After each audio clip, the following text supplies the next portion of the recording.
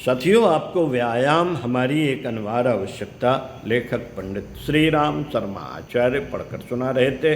आइए इसी क्रम को आगे बढ़ाए रखते हुए, पिछले वीडियो के क्रम को आगे बढ़ाए रखते हुए इस पुस्तक के पृष्ठ 7 से पढ़कर सुनाते हैं व्यायाम और स्वास्थ्य का संबंध।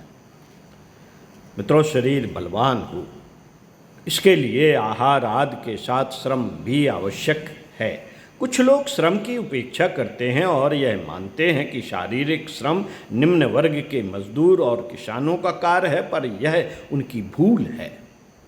श्रम वर्ग विभाजन का आधार नहीं वरन समृद्धि का देवता है। वह जहाँ रहता है वहाँ अभाव, आलस्य और अकारण वैर भावनाओं को कठिनता से ही स्थान मिलता है। इसलिए वह एक व्यक्ति नहीं, समूचे राष्ट्र की परम आवश्यक वस्तु है। श्रम का सम्मान एक प्रकार से देवत्व ही मानना चाहिए।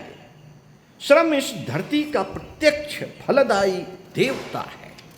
श्रम जीवियों के अतिरिक्त भी सभी मनुष्य के जीवन में श्रम का प्रमुख स्थान है, पर उसे व्यायाम के रूप में ग्रहण करना चाहिए। व्यायाम और श्रम में एक मौलिक अंतर है। श्रम केवल शारीरिक श्रम और क्रियाशीलता को कहते हैं, पर व्यायाम में स्वास्थ्य संवर्धन की एक विशेष भावना भी संयुक्त हो जाती है। इसलिए वह श्रम की श्रेणी से ऊपर उठ जाती है। श्रम के साथ स्वास्थ्य संवर्धन की भावनाओं का सम्मिश्रण हो जाता है तो स्वास्थ्य की प्रगति अधिक तीव्र गति से होने लगती है। मित्रों, व्यायाम की परिभाषा क्या है? व्यायाम केवल शारीरिक श्रम ही नहीं वरन यह मन और शरीर का सम्मिश्रित श्रम है, सम्मिलित श्रम है। दोनों का सम्मिश्रण हो जाने से नई स्फूर्ति, नई प्रेरणा, नया बल और मनोबल की अभिवृद्धि होती है। श्रम वह है जिससे शरीर में थकावट और भारीपन आता है, पर व्यायाम शरीर में फुर्ती, अंगों में विकास और सौंदर्य भरने के लिए होता है। व्यायाम में श्रम होता है पर थकावट नहीं। व्यायाम से उत्साह, उल्लास, स्फूर्ति और आत्मचेतना का अभिवर्धन होता है। इससे स्वास्थ्य मिलता है, जीवन यात्रा सुलभ और रास्ते की कठिनाइयाँ दूर होती हैं। व्यायाम एक प्रकार का सुखद श्रम है जिससे संगठन, एकता, अनुशासन, प्रेम, ब्रह्मचर्य की भावनाएं जागृत होती हैं और कामुकता की प्रवृत्ति दूर होती है। किसान और मजदूर दिन भर परिश्रम करते हैं, पर उनका स्वास्थ्य और मनोबल बिल्कुल सामान्य श्रेणी का होता है। कुली स्टेशन पर दिन भर सामान ढोते हैं, पर उनका न तो शरीर ही सुडौल हो पाता है और न ही उसमें पर्याप्त आरोग्य के लक्षण जान पड़ते हैं। किसान, कुली और मजदूर श्रम करते हैं, व्यायाम नहीं। श्रम में एक प्रकार का मानसिक दबाव होता है, पर व्यायाम में स्वच्छंदता, सूरज और उत्साह की भावना जुड़ी रहती है। इसलिए वह अधिक फलदायी होती है। साथियों, विद्यालय की पढ़ाई बंद होने पर जो विद्यार्थी नियमित रूप से हॉकी, क्रिकेट, फुटबॉल, दौड़ कूद, कबड्डी, तैरना, उछलना आदि विविध मनोरंजक क्रीड़ाएं करते हैं, श्रम की दृष्टि से उनका भी अंग अंग मसल जाता है, पर जब वे खेल कर हटते हैं तो उनके चेहरे खिले हुए, मन प्रसन्न, शरीर हल्का होता है। श्रमिकों की तरह उनमें बोझ और अनुत्साह नहीं होता। पहलवान 1,000 दंड बैठक मारते हैं, ऊपर से मगधर भांजते हैं, कुश्ती लड़ते हैं, एक दूसरे के शरीर में मालिश करते हैं। 2-2, 3-3 घंटे में उनकी नस नस कड़क जाती है, देह पसीना पसीना हो जाती है, पर वे मिट्टी झाड़ कर अखाड़े के बाहर आते हैं और उनके चेहरे पर मुस्कुराहट होती है। उनका शरीर फड़कता रहता है, हलचल बनी रहती है और सारे शरीर में जीवन तत्व बिखरा हुआ जान पड़ता है। श्रम यहाँ भी किसानों और मजदूरों से श्रम यहाँ भी किसानों और मजदूरों से कम नहीं हुआ, पर स्वास्थ्य और मनोरंजन की भावना युक्त होने के कारण यह श्रम भी शारीरिक और मानसिक शक्तियों का उत्पादक बन जाता है। पूरे श्रम जैसी थका देने वाली बात व्यायाम में नहीं होती, इसलिए व्यायाम अधिक फलदायक होता है। साथियों, व्यायाम एक विज्ञान है। व्यायाम से यह आवश्यक नहीं कि शरीर भारी हो जाए, पर उससे शरीर हल्का अवश्य होता है। शरीर में हल्कापन बढ़ता है तो उससे स्फूर्ति बढ़ेगी और काम करने की शक्ति भी अवश्य बढ़ेगी, अर्थात हृदय, फुफ्फुस, आंतें, धमनियाँ और मांसपेशियाँ आदि सभी अवयव नियमित और सुचारू रूप से अपना अपना काम करने लगेंगे। शरीर में यदि अनावश्यक चर्बी जम जाती है तो वह भी गल जाती है, जिससे मोटापन दूर होकर हल्कापन आता है। व्यायाम का सर्वोत्तम लाभ श्वास प्रश्वास द्वारा शरीर के भीतर प्रविष्ट प्राणप्रद वायु का होता है, जिससे शरीर की जीवनी शक्ति असाधारण रूप से बढ़ जाती है। प्राण या जीवनी शक्ति के संचार से ही एक व्यायामी में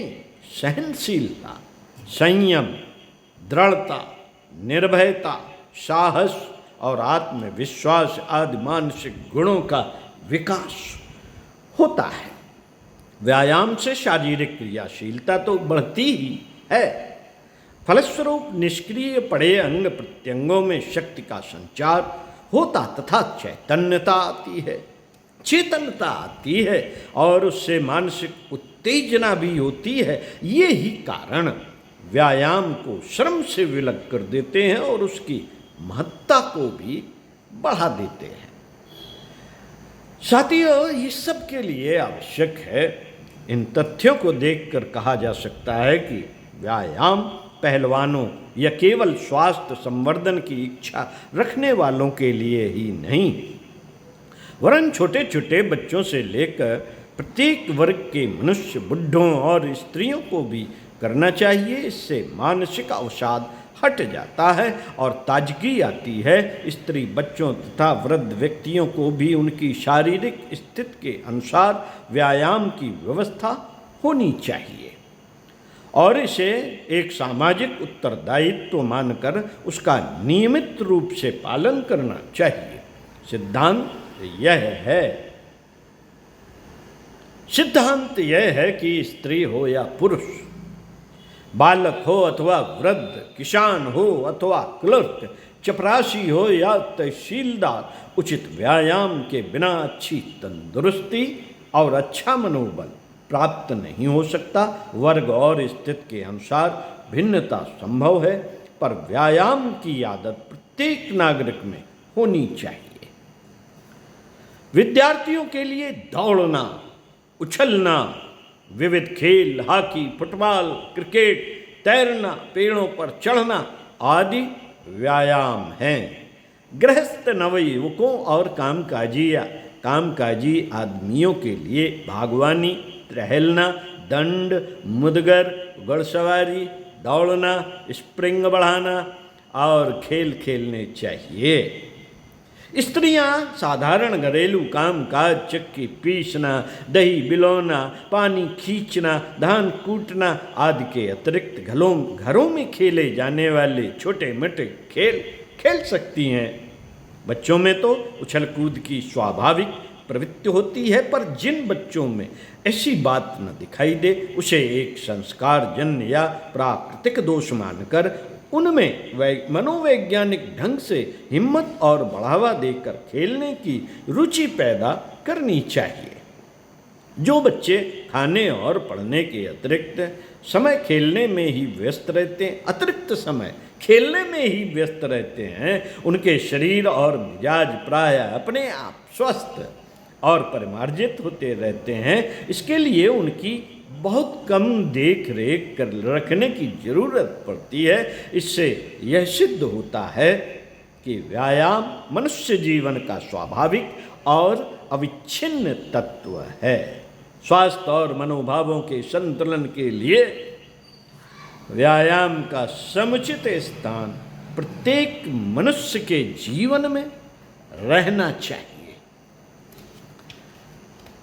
चलिए साथियों, व्यायाम के विभिन्न पहलुओं को बताते हैं। स्वास्थ्य विशेषज्ञ डॉक्टर एम गुलर ने एक स्थान पर लिखा है, वैज्ञानिक परीक्षा द्वारा यह सिद्ध हो चुका है कि मांसपेशियों की झिल्ली व शरीर की नसों में एक प्रकार का पीलापन लिए हुए मैल जमा होता रहता है। इस मैल का अधिकांश पृथ्वी तत्व से संबंध है। इस मैल का उम्र के अनुपात से यह मैल बढ़ता है और शरीर की मशीनरी को बर्बाद कर देता है।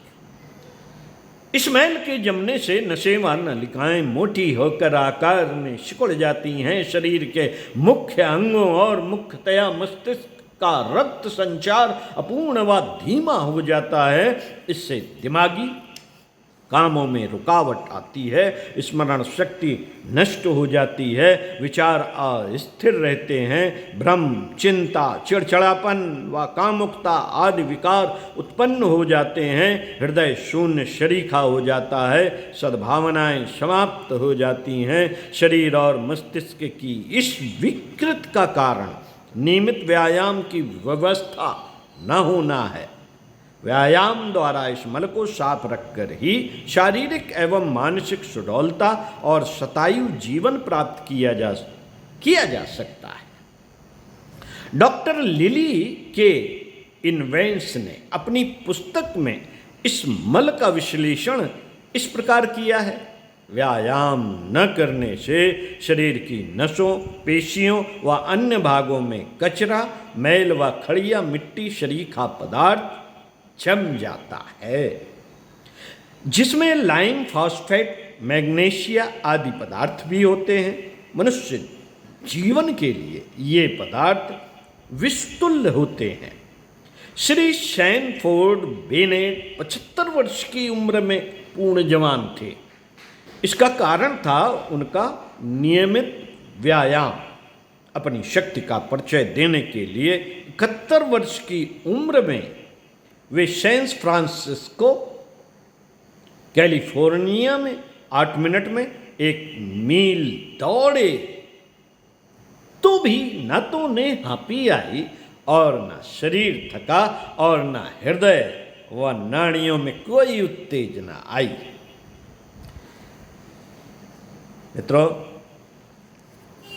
व्यायाम और स्वास्थ्य के संबंध में अगले वीडियो में आपको पढ़कर सुनाएंगे। तब तक के लिए इसी विषय पर चिंतन मनन कीजिए और शरीर को स्वस्थ बनाए रखने के लिए कोई व्यायाम सुनिश्चित कर लीजिए। तो मिलते हैं साथियों आपको अगले वीडियो में इसी पुस्तक के पृष्ठ 12 से। ओम शांति।